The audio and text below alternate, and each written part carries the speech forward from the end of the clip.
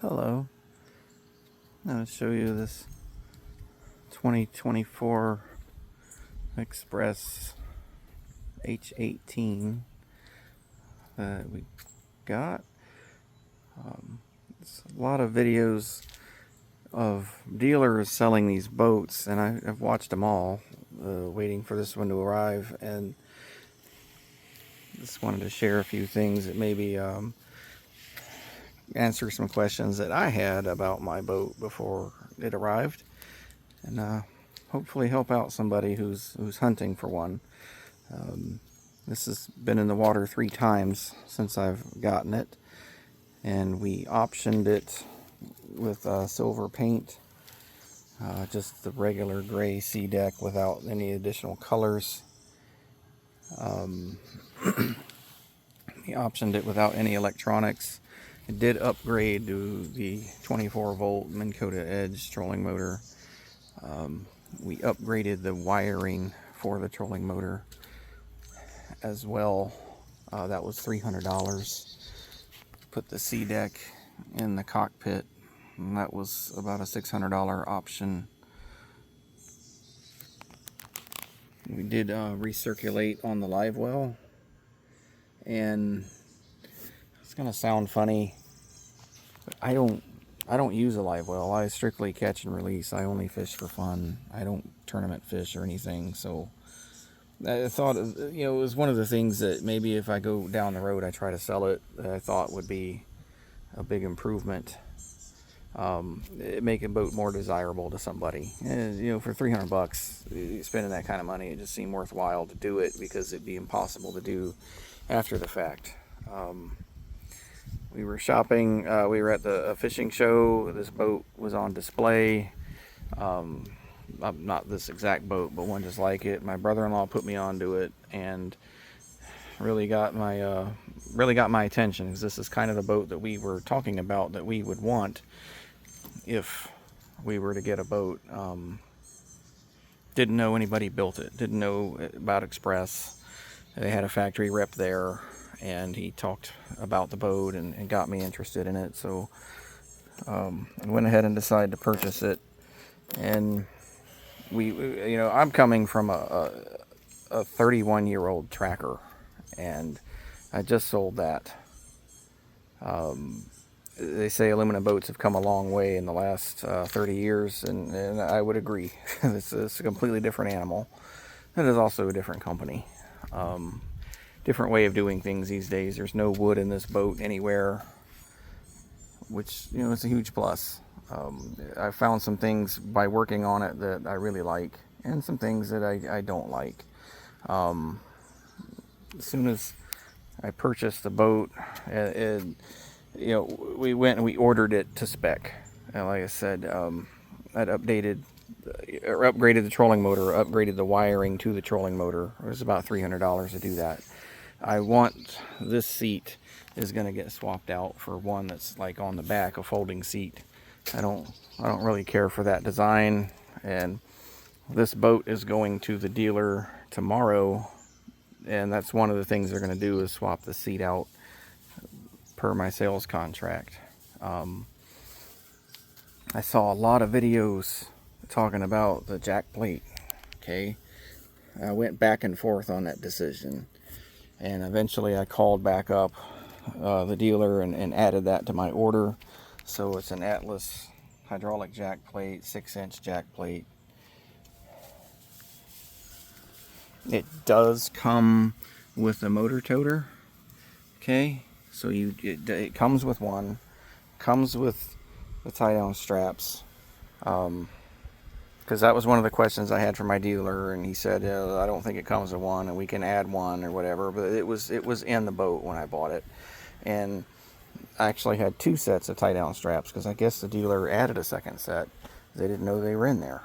I priced out power poles, and this ended up being a do-it-yourself job. I did the double brackets, which are about $500. These are power pole Sportsman 2s. Really, really nice to have those. I've never had anything like that before. I took all my old electronics off of the old boat and I put them on my new boat.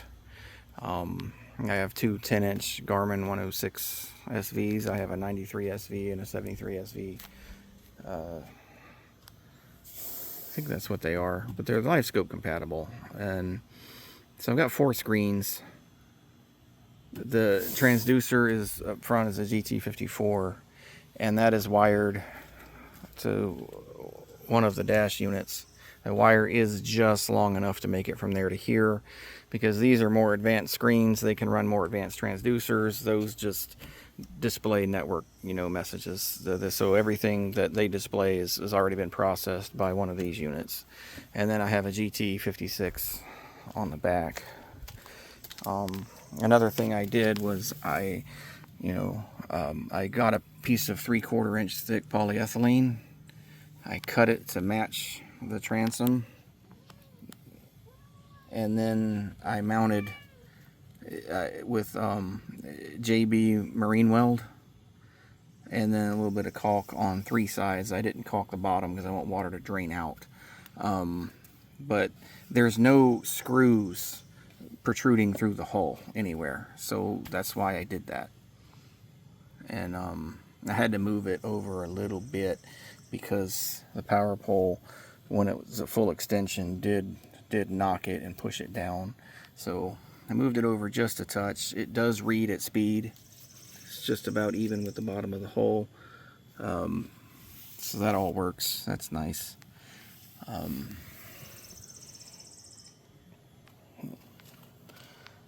And of course, they all come with the same motor, 115 SHO Yamaha. Very quiet. I can't get over, coming from I had a 93 tracker and it had a 98 Yamaha 2-stroke 40 horse on it, and going to this one is night and day. It's unbelievable how well it works, how quiet it is.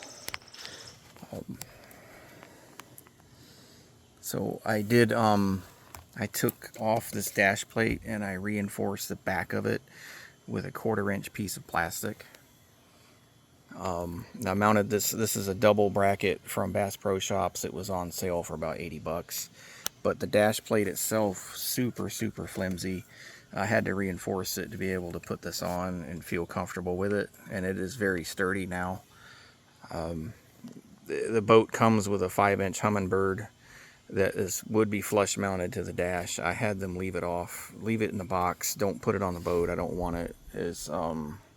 So they left it in the box. That was nice.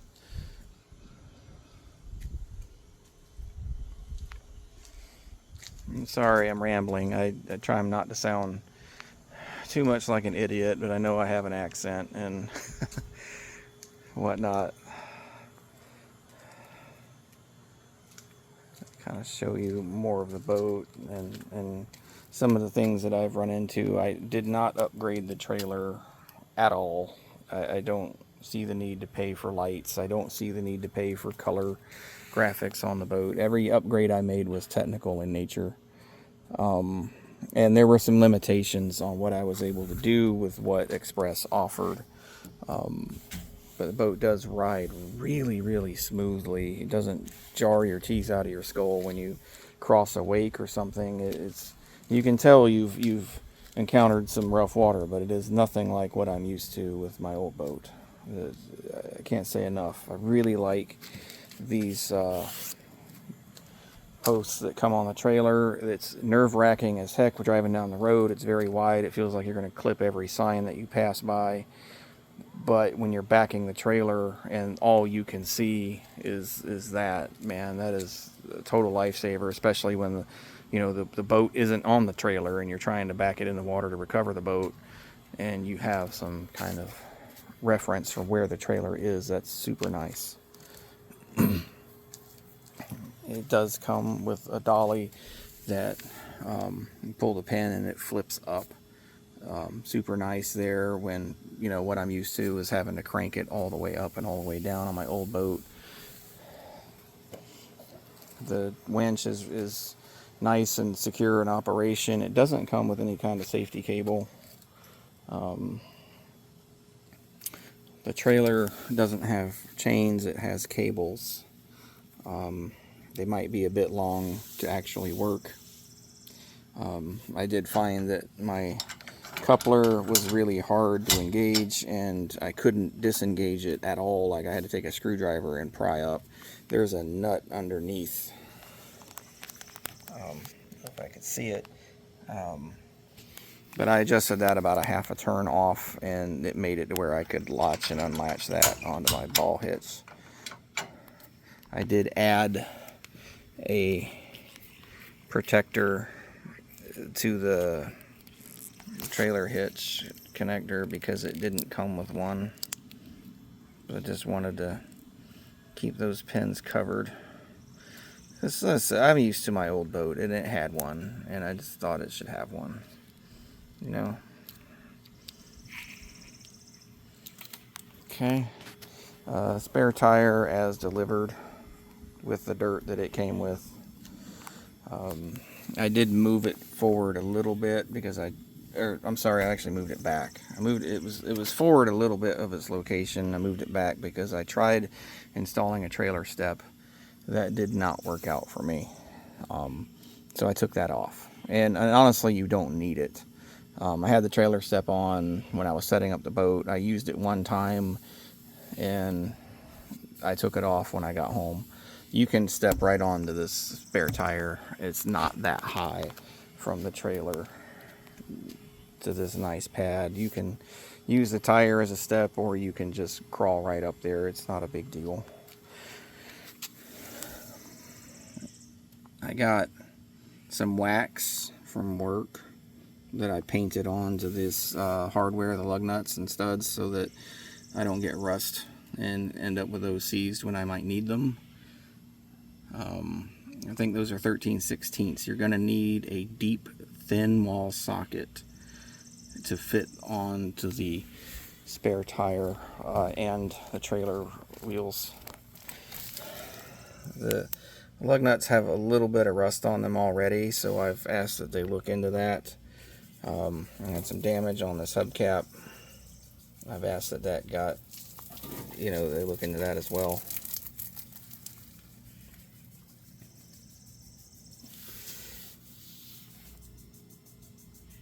But I got the tools to change the tire if I needed to on the side of the road. I just bought an extendable ratchet, a deep socket, and extension. I already carry a jack with me, so if I need to change a tire, I can. And when I tested my tool, I found that there was one lug nut that was tight on both wheels.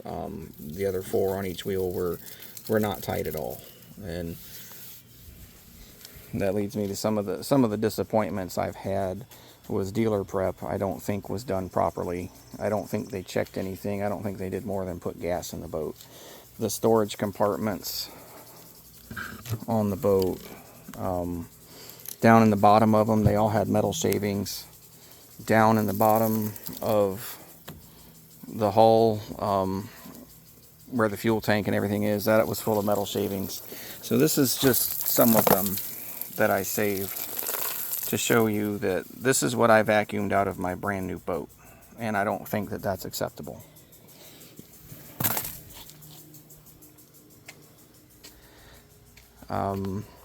Handy tip while I'm there, one of these poles works great to hold the cover up to keep the rain off of the boat and not let it puddle up on the boat. I bought that on Amazon. I bought Covercraft Sundura, I believe was the name of it. It was the second most expensive, but it was half the price of the most expensive cover that they offer, and so far it's been waterproof, really nice. And I bought the ones for the power poles too. It's not covered up right now because the boat dealer said that when they pick it up they don't want the cover on it, so I took it off and put it in the garage so that they can have it without the cover. For right now, I've got these power pole stomp switches. They're just double stick down on this front cup holder, and that is because I haven't decided if I'm going to leave them there permanently or not. But they're secure enough for now. But those are super nice. You can just stomp on those twice and it'll automatically raise or lower the power poles. Cup holder's a little loose, and it seems like it's just double stick tape that holds it in place. There's a tool holder at the front of the console, another one here up at the front.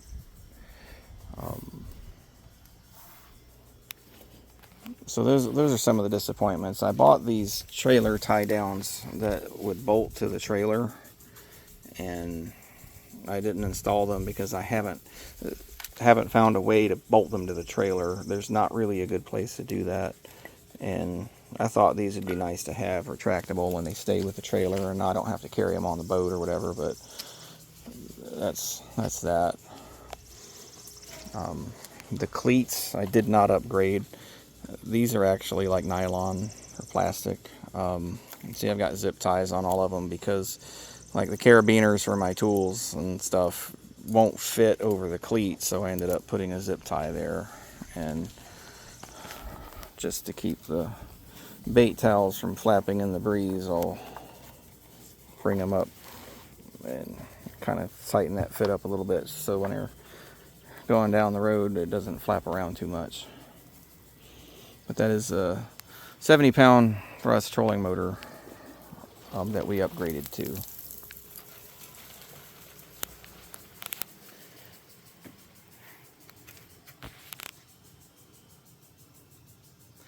We did upgrade to the hydraulic steering, which was really expensive. It does make some kind of clicking noises.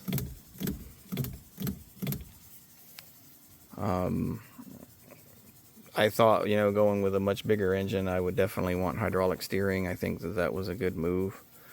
It's made by Baystar. That was an option that we went ahead and sprang for. So I think that total options was the extra sea deck and the cockpit that it doesn't come with, the live well upgrade, the trolling motor wiring upgrade, the trolling motor upgrade, and the hydraulic steering. And then we opted to leave the fish finder off of the boat because I knew that I already had all these electronics and I wanted to reuse those, because a 31-year-old boat wasn't going to sell with all those electronics on it, and I didn't feel like spending the money again to put new electronics on the boat. What I had was still pretty current. It comes with a Minn Kota 2-bank charger, and I did not upgrade that because the upgrade was simply like a 3-bank charger. There wasn't a way to charge lithium batteries. So this boat has 3 batteries on it. It has a regular lead acid battery to crank the engine and run the electronics, and it has 2 lithium batteries that run the trolling motor. I took the lithium batteries off of my old boat and put them on this boat, and so I took off the Minn Kota 2-bank charger and installed a NOCO 3-bank charger that is lithium compatible. That's worked really well. That was actually the very first thing I did to the boat, was take the charger off and swap it for the new one. Alright guys, we're back. Sorry about that, I had to turn off my sprinkler. It was distracting from the video. Turned on. So down in the fuel tank area, it's got an 18-gallon tank. I haven't cleaned up the wiring really yet. I've got 2 lithium batteries. The power pole pumps are mounted. So there's a stringer on each side. You can kind of see there and there that reinforce the transom, and they come down and run, I guess, the length of the boat, and the fuel tank sits on them. I had a piece of Ultimate Bunk Board. This is from ultimatebunkboard.com, and I replaced the bunks on my last trailer with these plastic 2x4s so they'll never rot. I put a piece across both the stringers, and I mounted the power pole pumps to it, and that's worked really well. And I just ran the hoses in through the access there where all the motor fuel lines and whatnot and hydraulic steering lines come through. That was the easiest. And then the charging plug is right there. So I just need to clean this up a little bit. This looks messy. This is a messenger cable that I left in there. I just need to coil it up and zip tie it. That's designed like there's a coil of wire there, another coil of wire behind the switches, and that's so that if I need to run any lines in the future, I already have something in place to tape them to and pull them through the cable ducts. It just makes the job easier in the future that way. This is where I store the motor toter. I just lay it across the fuel tank when I'm going out on the boat. And I got some neoprene tape and stuck it down and lined these lids so that when you close them, they don't slam so hard, and when you're walking on them, they don't creak like they would if they were on a painted surface. Okay. The live well, I don't use it. It's actually locked. Silly me.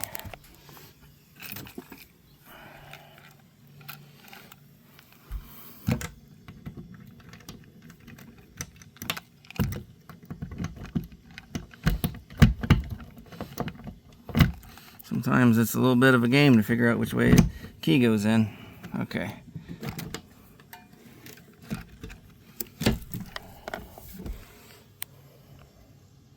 And there's the live well, and it's just sitting. Apparently it's gotten some rainwater in it or something, so we'll pull the plug.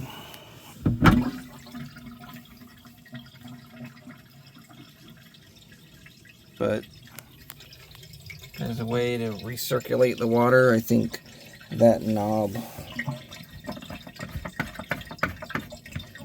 like there's a recirc, and then there's a way to pump water from the lake into the live well. So I don't use it. I don't keep fish. Good thing I opened it and discovered that it was full of water, right?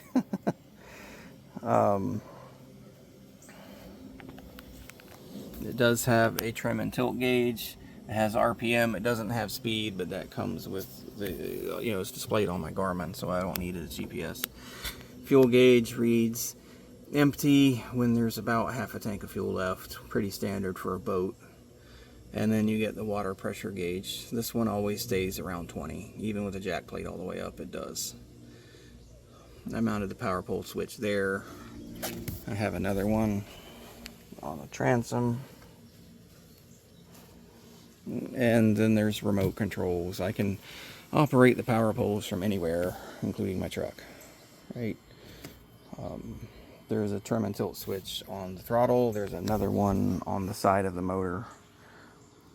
Kind of nice. My last one only had it up here, so when you're trying to install the motor toter, it made it a little more difficult.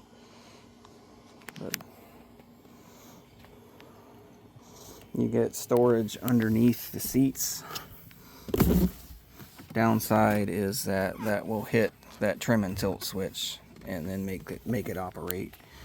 But standard storage compartment. See, you just heard that. It rubbed the trim switch and tried to move the motor. I installed my network hub under the dash. I installed my live scope black box.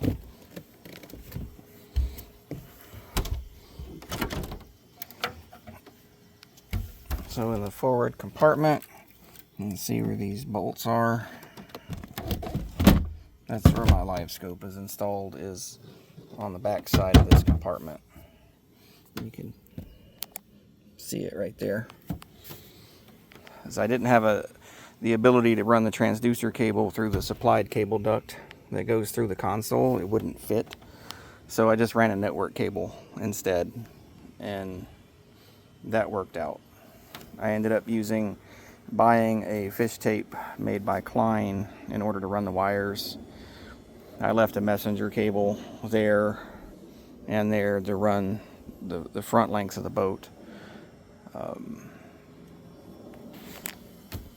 But that'll help if I have to do any wiring in the future. It was pre-wired for fish finders, so there was wiring up there behind that black plate, and there was another cable I found in the console area.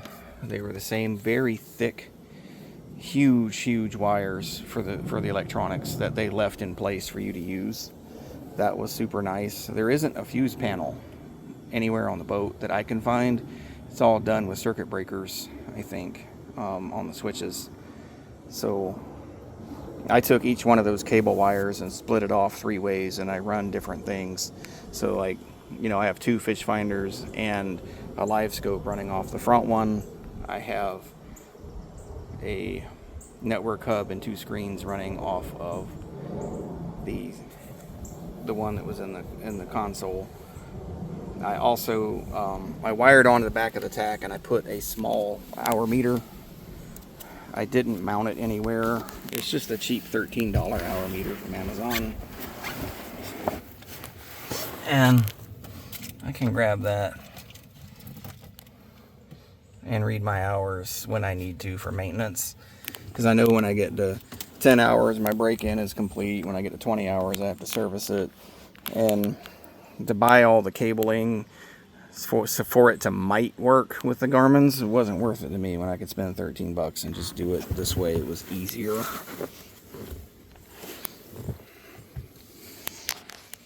Our 4-person 675 pound capacity.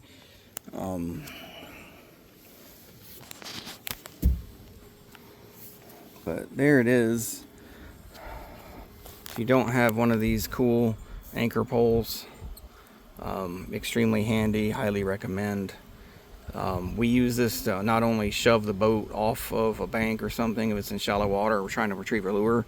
You can take this end, the T-handle end, and grab a tree branch and pull it down and get a lure back out of it, or, you know, pull it up out of the water, knock it loose off a log underwater or whatever. These are super handy.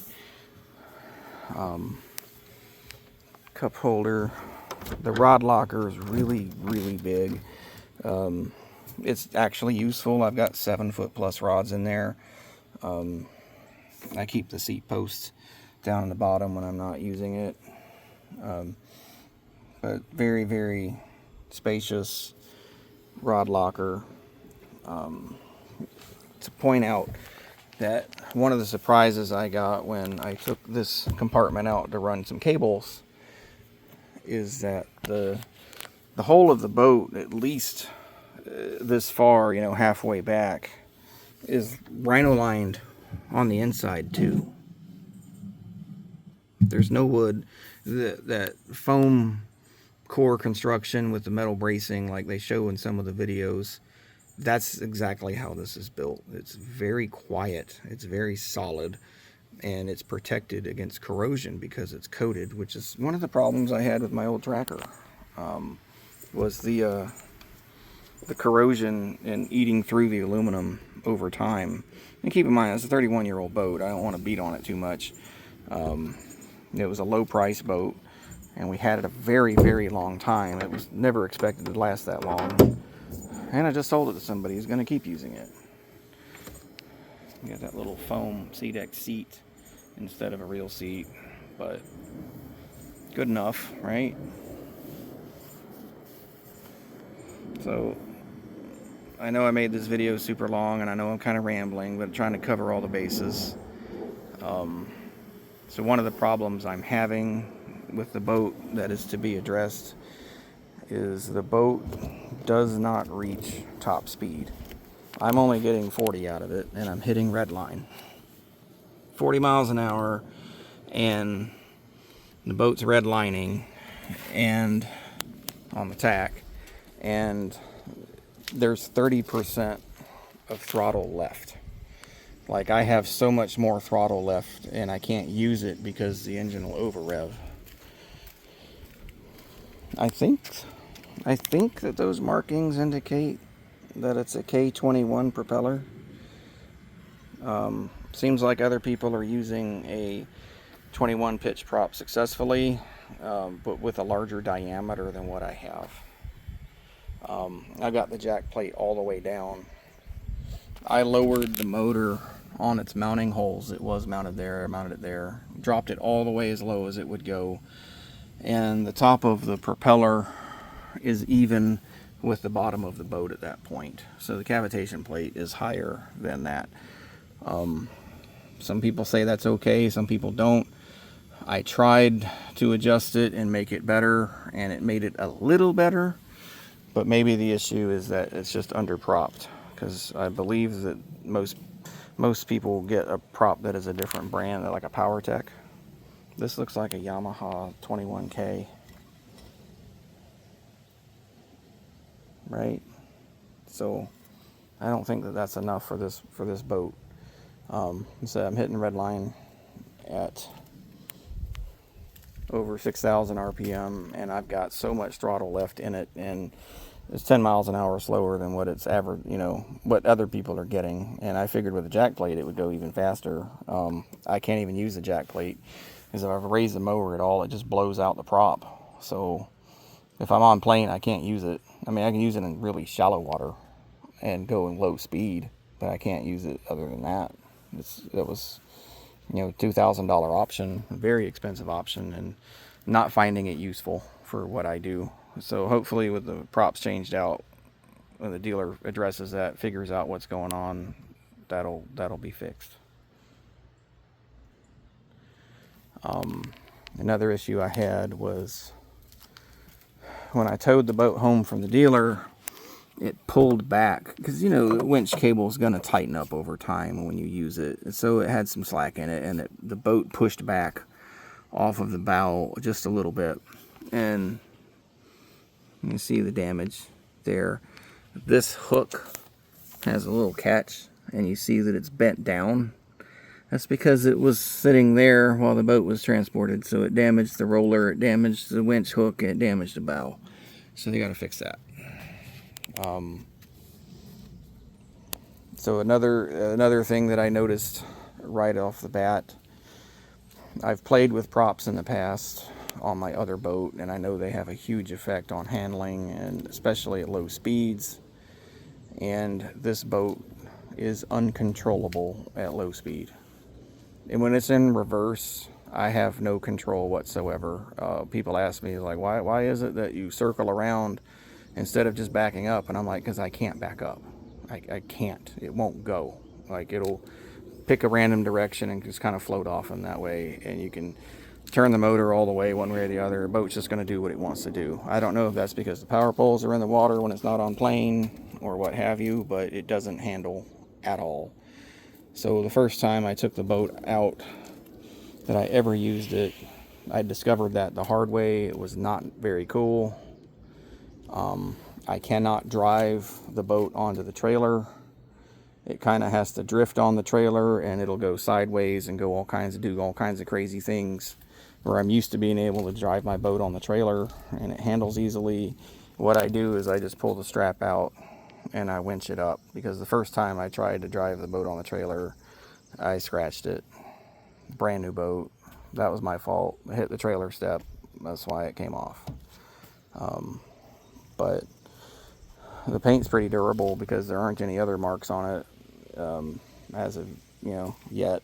So I think that this is really good stuff. The extreme coat liner that they put on it. Overall, I think it's super nice boat, super quiet. It's really stealthy when I fish it compared to what I'm used to. I can drop the power poles and let the boat sit. I can raise them, move a few feet, you know, drop them back down and not spook all the fish. I'm having way more success on this boat already than I ever had on my other boat. So that's kind of cool. So sorry for the super long rambling video, but hopefully those were some things that we could address, you know, maybe questions that you had about them before you got one. Let's see how the dealer handles everything that I need done at this point. But I did install all the electronics myself and the power poles myself, because it was like $1,000 install, and for 2 hours in my driveway I could handle that, you know. but I do work on cars for a living, so wiring and stuff does not scare me. Maybe you would have done things differently, and don't beat me up too bad in the comments. I'm just sharing my experience and how I've done things, and trying to provide as much information as I can to a prospective buyer about what they're getting and what to expect. But I think there were some really pleasant surprises on, when I was taking things apart and installing the electronics. Of course, you find things that maybe they're not quite as good as you wanted them to be for the amount of money you spent, but I'd say overall, I mean, the way the hull is built, I'm extremely satisfied with that. Like, I think that you got a good thing going here with some neat features that you're not going to find at this price point, with the C deck, the lining, everything's painted inside and out. Like, that's really a good job on that. And last but not least, I did mount another piece of bunk board to the side there on the front, and that's what I mounted the fish finders to. I didn't have to buy any expensive brackets and do anything crazy with that. It works, it's effective, and in the future, if I decide to change anything, I'm drilling into this plastic bunk board. I'm not drilling into my boat. I didn't want to put very many holes in it. So I avoided drilling anything whenever possible. Keep all that to a minimum. Is not trying to tear up a brand new boat. Sorry for the super long video. Hopefully this all makes sense. I don't normally make videos like this, but with the lack of content on these boats, I felt that it was justified to do that. So hit me up in the comments if you have anything to say. Just please be nice. The world is a hard enough place, and we all need some help. So thank you, and have a great day.